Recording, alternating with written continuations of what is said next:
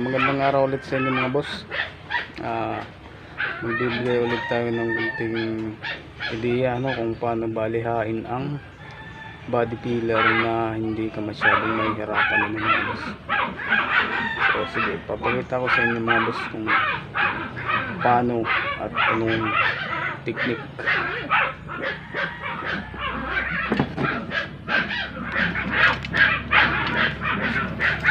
So yan, halimbawa ito, maglalagay tayo dito ng body filler.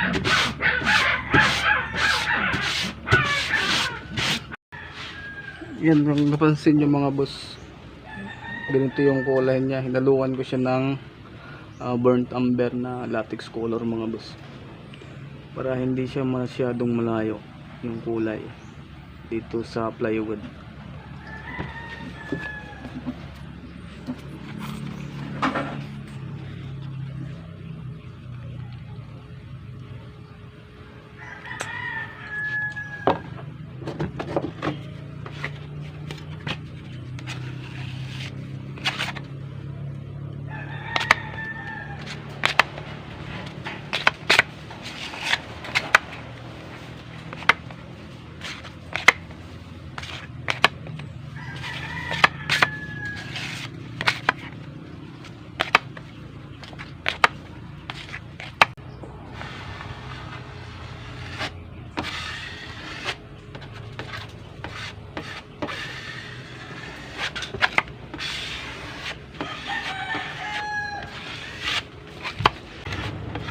Plywood ang ginagamit ko mga boss, ito body filler.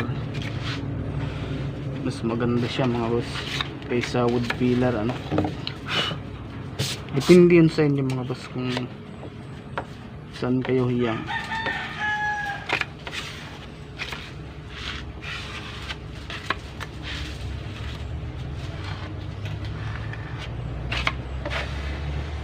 Yan,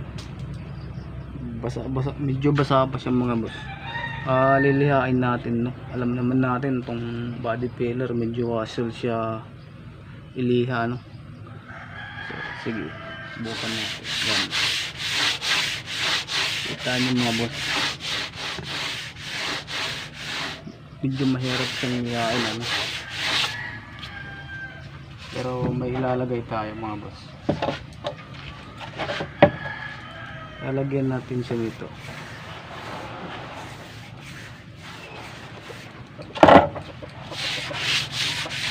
Ayan mga boss, nakikita niyo mga boss.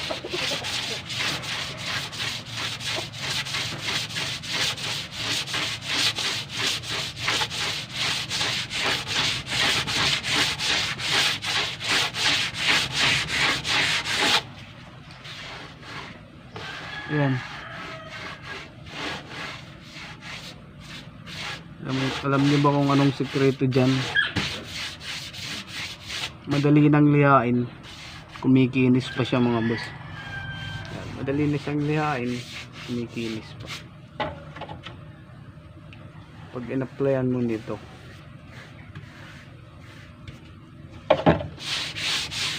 Ano kaya itong nilagay natin mga boss?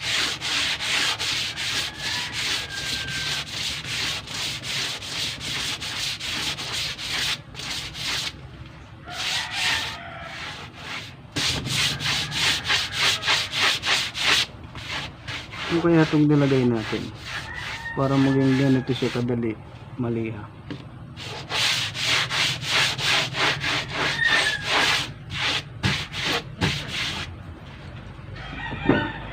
Kalat natin.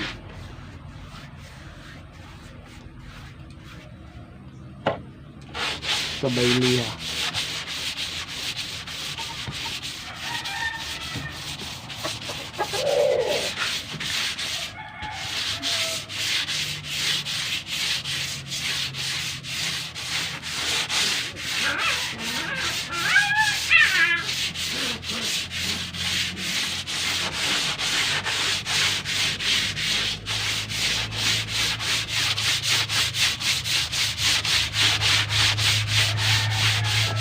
Mga boss, walang kahirap-hirap na.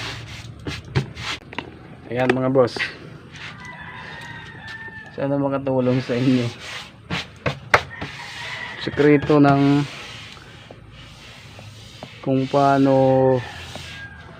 ba hindi ka mahihirapan magliha sa body filler. Ayun lang.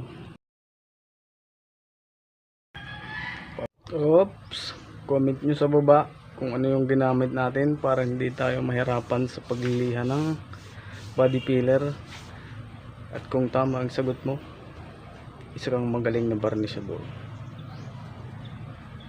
Like, share, subscribe. Next time ulit